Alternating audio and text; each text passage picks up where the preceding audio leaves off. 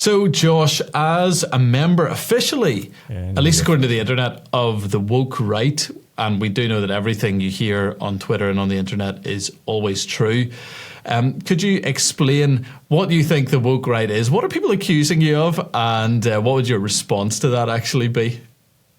Yeah, so I'm surprised to learn I'm part of the woke right. Yeah. No, I think it's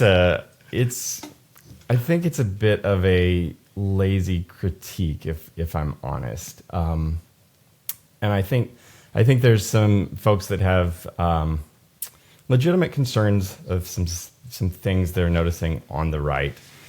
And instead of dealing with those directly, they're kind of borrowing a lot of the work that we've done in the kind of anti-woke coalition, and essentially doing the same thing as calling someone racist. It's like, this word has baggage that the people I'm trying to influence, they don't like. They don't want to be associated with that. So if I label people that, then people, will run away from whatever is happening over there that I don't like.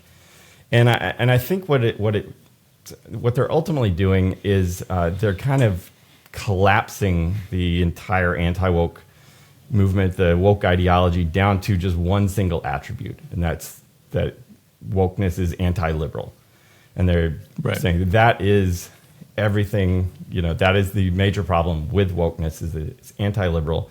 And then they're looking at the right and saying, well, there's a lot of anti-liberal or post-liberal conversations happening over there. That's just the mirror image of wokeness. So they're calling us woke right, trying to kind of get people not to interact with these ideas and stuff.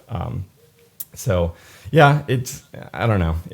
It's frustrating, but I don't really let it bother me too much. Yeah, I mean, your podcast is called The Great Awakening, so I'm assuming that wasn't a mission statement trying to be woke. No, I think you were more noticing what was going on. What do you think if there are? So you said they're noticing some things. It's maybe a loss of liberalism perhaps on the right, or a bit of illiberalism at times, which I would say I'm not. Everybody went through a libertarian stage in their 20s, I think, in the whole world, and then realized how dumb that was, which I also would agree. Yeah. Is there anything on the right where you go, okay, that may actually apply, or is that just a non-entity entirely? It's just completely silly. Yeah, so I think there's two categories. There's the post-liberal conversation that's going on that I think has a lot of validity. I think that is essentially kind of a post-mortem, hopefully not completely dead. I'm not dead yet, but it essentially is kind of a post-mortem for how did we get here? Like, we look around and see like how wokeness has infected everything.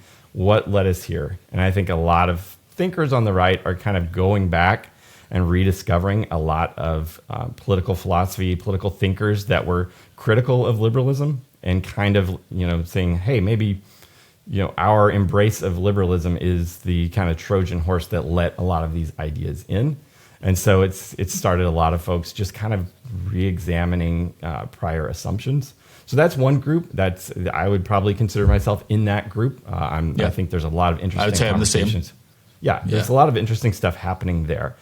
And then there's this other group that I think is a legitimate concern of kind of race essentialism that says that, Western civilization is solely the product of white people. And it's that whiteness that was, the contributing factor to Western civilization being as great as it was. I think that's completely foolish. That is, to me, it's obvious that as a Christian, it's like that Western civilization is the fruits of Christendom. It's the fruits of Christianity being embraced, being applied to a civilization, and just all of the blessings that come from that. And I think a Christian should be able to look at that and just see on its face that that's ridiculous to attribute that to skin color instead of, culture, a Christian culture. And so while there are people on the right that are getting into that race essentialism, I think that threat is a bit overblown. And I think a lot of the folks from that first category are getting lumped into that second category just because, we're asking important questions of like, what does it mean to be an American? Does multiculturalism work? What are the solutions for that? We're looking at, seeing what's happening in the UK just with like it seems like unfettered immigration by Muslims and just what that's doing to change Europe and wanting to avoid that here. And so it's causing a lot of conversations that I think make a lot of conservatives uncomfortable. But I think as Christians, we shouldn't run from those conversations. We need to be having those conversations in thoughtful ways that kind of present an alternative to the race essentialist narrative that this is about whiteness, and really refocus like, okay, let's think about this biblically. What does the Bible have to say about, multiculturalism and the good of Christian civilization, and rethink things, like, blasphemy laws and things like that helped to safeguard the West for so long. Yeah, very good. Yeah, I mean, these are big conversations, and hopefully the kind of conversations that we're going to be able to have at Clear Truth that we want to get. I think there'll be differences on some of the smaller areas within that amongst some people, and then a lot of agreement on the core of what we're aiming towards. So we're really excited that you're going to contribute, and this is the shameless plug portion of the interview where I ask you why you said yes, but we do want to know that because you obviously have done a lot of great work. People have appreciated your stuff. You've got a book coming out, and you've also said yes to contributing to us. So just say why you did that, basically. Oh, I'm excited about what you guys are doing, just because I think in the wake of 2020 and the last few years, I think it's opened up a real vacuum in the space for kind of biblically minded cultural commentary, I guess. I think a lot of people, prior to that, were part of the gospel-centered movement that you've talked about before, and we had things like the Gospel Coalition that was just a trusted resource. Like, you can send people to that, and generally, whatever they say about whatever topic is good. You can go with that.